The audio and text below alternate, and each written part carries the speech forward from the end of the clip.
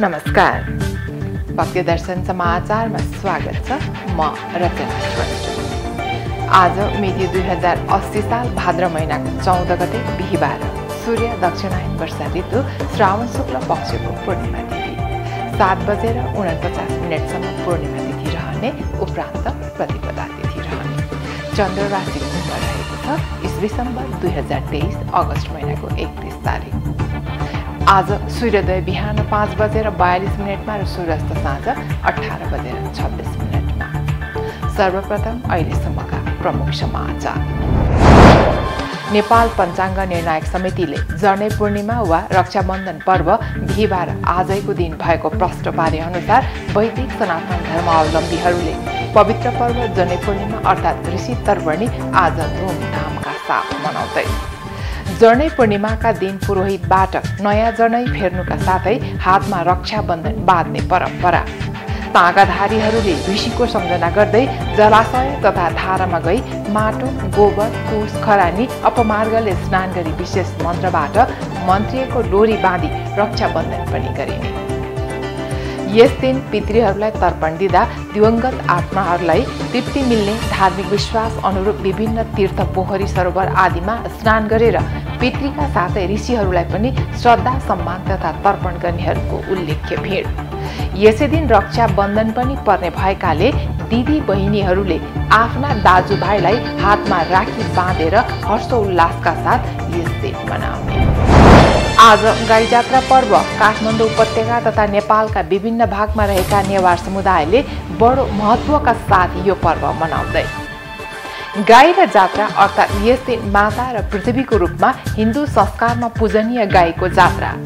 पछिल्लो इतिहास अनुसार पुत्र वियोगमा रहेकी आफ्नी रानीलाई त्यस पीडादायक अवस्थाबाट पार लगाउने उद्देश्यका साथ राजा प्रताप मल्लले यो पर्व मनाउन सुरु गरिएको पाइए तापनि राजा प्रताप मल्लको शासनकाल भन्दा 300 वर्ष अघिबाटै उक्त पर्व मनाउन थालिएको केही संस्कृतिविदहरूको भनाइ। बाँचेकाहरूको भलो होस् र मरेकाहरूको मोक्ष प्राप्ति होस् भन्ने जात्राको मुख्य उद्देश्य। 8 दिनसम्म मनाइने यो पर्वमा विभिन्न डबली तथा चोकहरूमा प्रहसन, नाटक र मार्मिक कथाहरूमा प्रस्तुति दिने परम्परा भए पनि बिस्तारै यो परम्परा लोप हुन थालेको भन्दै सांस्कृतिक कर्मीहरू चिन्तित। संस्कृत भाषाको वस्तुगत महत्त्वलाई जनसमक्ष पुर्याउन र संस्कृत साहित्यमा रहेको विशाल ज्ञानको अनुसन्धान गर्ने लगायतका उद्देश्यका साथ हरेक वर्षको जर्ने पूर्णिमाका दिन विश्व संस्कृत दिवस मनाउने चलन अनुरूप आज विश्व संस्कृत दिवस विभिन्न जानकारीमूलक कार्यक्रम गरी मनाइँदै। आजको दिन देशभर संस्कृत जागरणका विभिन्न कार्यक्रमको आयोजना गरिँदै। क्वाटी खाने दिन आज यो चाडमा छुट्याउनै नहुने विशेष परिकार भनेको भिजाएर अंकुरित भएका गेडागुडीबाट बनेको परिकार। विभिन्न 9 प्रकारका गेडागुडीहरू मिसाएर बनाएको परिकार शक्ति र स्वाद दुवै मिल्ने भएकाले पनि क्वाटीको विशेषता रहेको। क्वाटीमा vitamin A, vitamin B, vitamin C, vitamin E तथा खनिज पदार्थ प्रशस्त मात्रामा पाइने, मानिसलाई सुन्दर, स्वास्थ्य र रोगमुक्त हुने सबै पौष्टिक तत्त्व शरीरले लिन सक्ने भएकाले सौन्दर्यमा पनि क्वाटीले निखार ल्याउने विश्वास।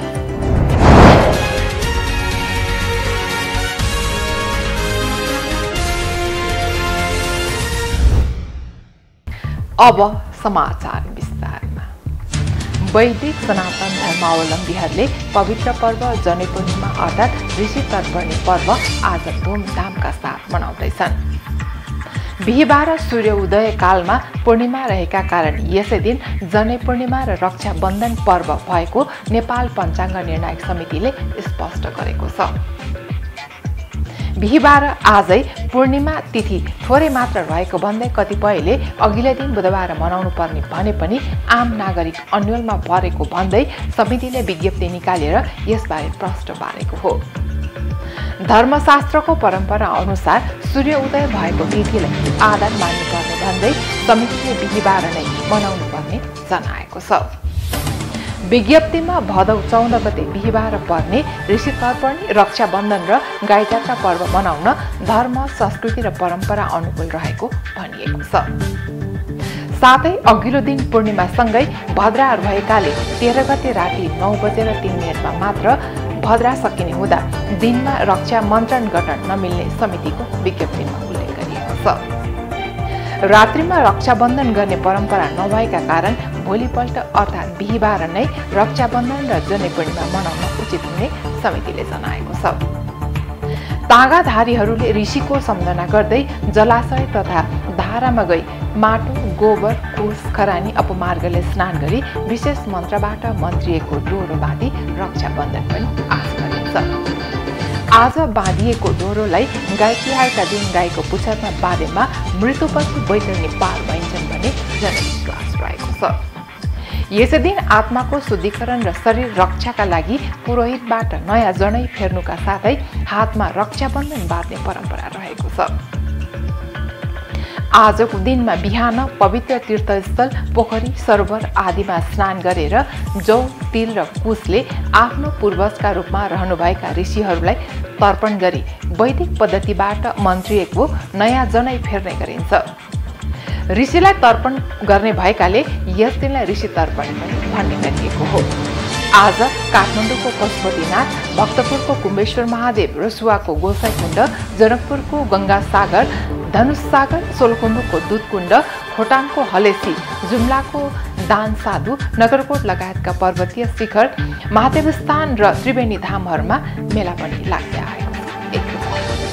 वैदिक सनातन धर्मावलम्बीहरूले पवित्र पर्व जनै पूर्णिमा अर्थात् ऋषि तर्पणी आज धुमधामका साथ मनाउँदैछन्। जनै पूर्णिमाका दिन पुरोहितबाट नयाँ जनै फेर्नुका साथै हातमा रक्षाबन्धन बाँध्ने परम्परा छ। आजको दिनमा बिहान पवित्र तीर्थस्थल, पोखरी, सरोवर आदिमा स्नान गरेर जौ, तिल र कुशले आफ्ना पूर्वजका रूपमा रहनुभएका ऋषिहरूलाई तर्पण गरी वैदिक पद्धतिबाट मन्त्रिएको नयाँ जनै फेर्ने गरिन्छ।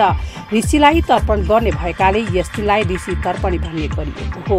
यसै दिन आत्माको शुद्धिकरण र शरीर रक्षाका लागि पुरोहितको हातबाट नारीमा रक्षाबन्धन बाँध्ने प्रचलन रहेको छ। आज काठमाडौँको पशुपतिनाथ, भक्तपुरको कुम्भेश्वर महादेव, रसुवाको गोसाईकुण्ड, जनकपुरको गङ्गासागर, धनुषसागर, सोलुखुम्बुको दुधकुण्ड, खोटाङको हलेसी, जुम्लाको दानसाधु, नगरकोट लगायतका पर्वतीय शिखर, महादेव स्थान र त्रिवेणी धामहरूमा मेला पनि लाग्दै आएको छ। आजको दिन जुवाई ससुराली गएर ससुराको हातबाट जनै फेर्ने चलन पनि प्रचलित छ। विशेष त ब्राह्मण, क्षेत्रीय वा अन्य कुनै वैदिक धर्म पालन गर्ने समुदायमा ब्राह्मण पुरोहितसँग हातमा मन्त्रीको डोरा लगाएर यो पूर्णिमा मनाइने गरिएको छ। एक महत्त्व यसको ठुलो छ। ऋषिमुनिहरूले देखि लिएर हाम्रो हिन्दू परम्परामा जनै हाम्रो ब्राह्मण जाति, क्षेत्रीय जाति अथवा उच्च जातिहरूले लगाउने चलन छ। त्यसमा जनैको सट्टा अन्य जातिहरूमा हामीले राठी भन्छौँ, हामी यो रक्षासूत्र भन्छौँ, रक्षासूत्र बन्धन गर्ने। त्यसले गर्दाखेरि हामीलाई रक्षा भएको महसुस हुने, कुनै पनि रोग व्याधबाट रक्षा हुने, कुनै पनि ग्रहहरूबाट रक्षा हुने। त्यो रक्षासूत्र लगाएपछि भगवानको आराधना गर्न मन लाग्ने, त्यसबाट पनि हामीलाई फाइदा हुने, मन जहिल्यै पनि पवित्र हुने भएको हुनाले हामीले रक्षासूत्रको महत्त्व राख्दछौँ र हामी लगाइ पनि दिन्छौँ। ब्राह्मण जातिहरूले हामीले लगाउने चलन पनि छ। हिन्दू धर्ममा यसको ठुलो महत्त्व छ। भगवानकै पालादेखि नै रक्षासूत्र बाँधेर, राठी बाँधेर, अहिले राठी भन्ने चलन छ। त्यसैले गर्दा राठी बाँधेर हिँड्ने चलन थियो। त्यसैले त्यस्तो महत्त्वपूर्ण यज्ञोपवीत भन्नाले, यज्ञोपवीत भन्ने चाहिँ जनै हो। जनै हामीले क्षेत्रीय ब्राह्मण जातिहरूले जनै लगाउँछन्। त्यसमा गायत्री मन्त्र को जप गरेर सिद्धि प्राप्त गर्नुपर्ने हुन्छ। जसमा हामीले गायत्री मन्त्र जप गऱ्यौँ भने के हुन्छ त भन्दाखेरि हाम्रो मन पवित्र हुन्छ। गायत्री माताले हामीलाई रक्षा गर्नुहुन्छ। अर्कातिर जहिल्यै पनि स्वच्छ भावना हुन्छ। रिस रङ यस्तो रूपहरू आउँदैन, रिसिबीहरू आउँदैन।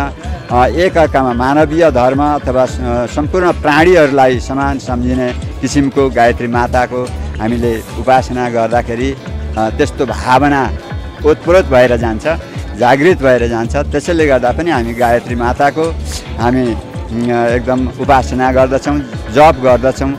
बिहान दिउँसो बेलुकी जप गर्न सके झन् राम्रो हुन्छ। त्यसैले त्यसकै महत्त्वको लागि, गायत्री माताको महत्त्वको लागि यज्ञोपवीत भन्छ यसलाई।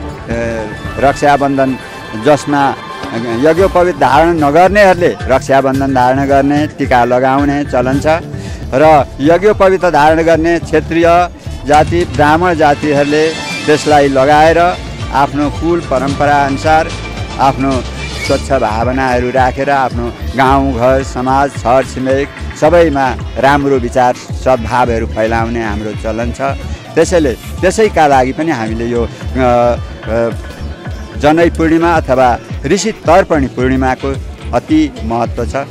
सनातन हिन्दू वैदिक ग्रन्थ अनुसार काँचो धागोबाट बनेको जनैलाई ब्रह्मसूत्र अर्थात् वेदोक्त कर्म सम्पादनार्थ तथा वेद अध्ययन निमित्त योग्यता हासिल गर्नका लागि ग्रहण गर्न मन्त्रीले तयार पारेको 6 सूत्रीय धागोको समूह हो, जसलाई तयार पार्दा 3 वटा डोराको 2 वटा बन्धन तयार पारिन्छ, जसलाई शिखा भनिन्छ। शिखाहरूमध्ये एउटा जनैका शिखामा रहेका 3 डोरालाई ब्रह्मा विष्णु र महेश्वर तथा अर्को जनैका शिखामा रहेका 3 डोरालाई कर्म उपासना र ज्ञानका प्रतीकको योग मानिन्छ। परिवर्तित परिप्रेक्ष्य चूडाकर्म या उपनयन सकेका ब्राह्मण या क्षेत्रीय मात्र भन्दा पनि चित्त शुद्ध गरेर आस्थावान जो कोही सनातन धर्मका अनुयायीले पनि यज्ञोपवीत अर्थात् जनै अरूलाई लगाइदिन र आफूले पनि लगाउन सक्दछन्। स्मरण रहोस्, मन्त्रीका यज्ञोपवीतको धारण गर्नाले समिदा अर्थात् सूर्य भगवानको प्रत्यक्ष ऊर्जा प्राप्त गर्ने र त्यसमा गायत्री मन्त्रको उच्चारणले शारीरिक मानसिक र आध्यात्मिक सामर्थ्यको वृद्धि हुने विश्वास छ। यसै दिन रक्षाबन्धन पनि पर्ने भएकोले दिदी बहिनीहरूले आफ्ना दाजु भाइहरूलाई हातमा राखी बाँधेर हर्ष उल्लासका साथ यस दिन मनाउने गर्दछन्। आज गाई जात्रा पर्व मनाइँदैछ। विशेषतः नेवार समुदायले मनाउने गाई जात्रा पर्वले परम्परागत धार्मिक र सांस्कृतिक विशेषता राखेको छ। काठमाडौँ उपत्यका तथा नेपालका विभिन्न भागमा रहेका नेवार समुदायले यो पर्व बडो महत्त्वका साथ मनाउने गरेका छन्। गाई र जात्रा अर्थात् यस दिन माता र पृथ्वीको रूपमा हिन्दू संस्कारमा पूजनीय गाईको जात्रा पनि हो। इतिहासका पान्नाहरूमा लेखिएका र किंवदन्तीहरूका अनुसार यस दिन काठमाडौँ उपत्यकाका वासीहरूले यम अर्थात् मृत्युका देवता यमराजलाई पूजा गर्ने गर्दछन्। गाई जात्रा पर्वको पछिल्लो इतिहास अनुसार पुत्र वियोगमा रहेकी आफ्नी रानीलाई त्यस पीडादायक अवस्थाबाट पार लगाउने उद्देश्यका साथ राजा प्रताप मल्लले यो पर्व मनाउन सुरु गरेको पाइन्छ। वर्तमान सामाजिक सांस्कृतिक तथा राजनैतिक गतिविधिका नकारात्मक पक्षहरूलाई व्यक्तिले समाजमा कलात्मक ढङ्गले चिरफाड गर्ने चाड पनि हो। तर केही संस्कृतिविदले प्रताप मल्लको शासनकाल भन्दा 300 वर्ष अघिबाटै उक्त पर्व मनाउन थालिएको बताउँदै आएका छन्। एक रिपोर्ट। गाई र जात्रा अर्थात् यस दिन माता र पृथ्वीको रूपमा हिन्दू संस्कारमा पूजनीय गाईको जात्रा पनि हो। इतिहासका पन्नाहरूमा लेखिएका र किंवदन्तीहरूका अनुसार यस दिन काठमाडौँ उपत्यका वासीहरूले यम अर्थात् मृत्युका देवता यमराजलाई पूजा गर्ने गर्दछन्। विक्रम सम्वत 1641 देखि 1664 राजा प्रताप मल्लको नाबालक छोराको निधनले उहाँकी रानीलाई परेको वियोगको शोकका कारण विक्षिप्त बन्नुभएको थियो। धेरै समय बितिसक्दा पनि सामान्य जीवनयापन र राजकाजमा नफर्किएर एक्लै टोलाएर बस्ने गर्नुभएको थियो। मृत्यु भनेको कसैको नियन्त्रण नहुने छेडो हो भन्ने यथार्थलाई राजाले कैयनपल्ट बुझाउन खोजे पनि रानीका आँखा ओभानो नभएपछि राजाले एउटा जुक्ति निकाल्नुभयो। राजा प्रताप मल्लले नाबालक छोरा गुमाएको 30 वर्षभरिमा राज्यमा मृत्यु भएका नागरिकहरूका आफन्तलाई गाईसहित दरबार अगाडिबाट रानीले देख्ने गरी जात्रा निकाल्न आह्वान गर्नुभयो। त्यो दिन यसरी निकालिएको जात्रा अन्त्यको काठमाडौँ दरबार स्क्वायरमा प्रदर्शन गरिएको थियो र उक्त नौलो प्रदर्शनले सबैको ध्यान तानेको थियो। आफ्ना आफन्तजन प्रियजन गुमाउने धेरै परिवारको सदस्यले उनीहरूको सम्झनामा जात्रा निकालेको देखेपछि रानी मृत्युको शोक आफूलाई मात्र नपरेको बरु आफ्ना जस्ता छोरा आमा बुवा लगायतका अन्य पारिवारिक सदस्य गुमाएको पीडालाई सम्मानसहितको सम्झना गरेको अनुभूति गर्नुभयो। राजाले उक्त जात्रामा विभिन्न ठट्टा चटक र व्यङ्गहरू पनि समावेश गर्न जनतालाई प्रोत्साहन गरेको हुँदा रानीले उक्त कुराहरू हेरेर सम्पूर्ण पीडा बिसाएर फोहोरा छोडेर हाँस्नु भएको मानिएको छ। अर्कोतर्फ जात्रामा आएका व्यक्तिहरू व्यक्तिहरूले विभिन्न प्रदर्शनी र झाँकीका माध्यमबाट समाजका धनी व्यक्तिहरूको आडम्बर र गरिबका पीडालाई सांकेतिक रूपमा व्याख्या गर्ने सुरुवात गरेका थिए। वर्तमान सामाजिक, सांस्कृतिक तथा राजनीतिक गतिविधिका नकारात्मक पक्षहरूलाई व्यक्ति समाजमा कलात्मक ढङ्गले चिरफार गर्ने चाड पनि हो गाई जात्रा। त्यस समय समाजले गरिब निमुखाप्रति गरेको थिचोमिचो अनि अन्यायका उदाहरणलाई व्यङ्ग्यात्मक ढङ्गले जनताहरूले राजा रानी समक्ष प्रस्तुत गरेका थिए। गाई जात्रामा सुरुवात गरेको यो व्यङ्ग्यको चलन पुस्तौं पुस्तामा हस्तान्तरण हुँदै आजसम्म पनि राजनीतिकर्मी, सञ्चारकर्मी र समाजका अन्य प्रतिष्ठित व्यक्तिहरूलाई लक्ष्य बनाएर विसङ्गति, विकृति र कुरीति र आडम्बरलाई छेड हान्ने चलनका रूपमा प्रचलित छ। हिन्दू धर्ममा गाई पवित्र जनावर हो। हाम्रो दिगम्बर आफन्तको नाममा गाईलाई पूजा गरेर उसको पिठ्युमा पहेँलो वस्त्र लगाइदिएर घुमाउने गरिन्छ। मृतकको आत्माको शान्तिको कामना गर्दै यो पर्व मनाइएको हो। नेवारी भाषामा यो पर्वलाई सापारू भनिन्छ।